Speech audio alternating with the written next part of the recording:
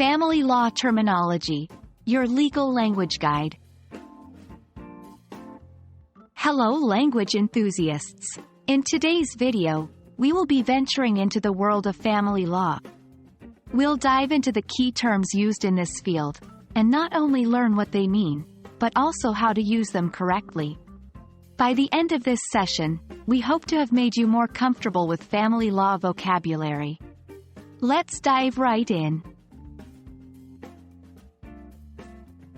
Family law is a specialized field dealing with matters such as divorce, adoption, child custody, and more. In this section, we'll learn some common terms that professionals in this field use. Let's start with custody. It refers to the legal right given to a parent to make decisions for their child. Next up, we have alimony, which is a regular payment made by one ex-spouse to the other after divorce. Guardianship is another important term. It refers to the legal right given to a person to care for someone who is unable to care for themselves, such as a child or a person with disabilities.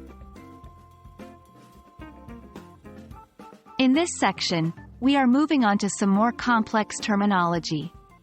Prenuptial agreement is an agreement made by a couple before they marry, concerning the ownership of their respective assets should the marriage fail. Another interesting term is annulment, which means declaring a marriage void, and it's as if the marriage never happened in the first place.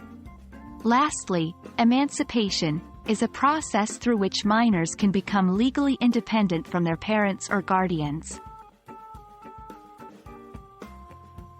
Now that we are familiar with these terms, it's time to put them into practice. Remember, the best way to remember and understand vocabulary is to use it. Let's take the term alimony, for example. We can use it in a sentence like, after the divorce, he was ordered by the court to pay alimony to his ex-wife.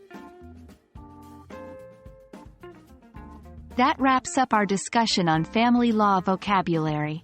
We hope this has been a useful dive into legal English and that these terms will come in handy in your professional or academic conversations. Keep practicing, stay curious, and continue expanding your English vocabulary. Until next time, happy learning!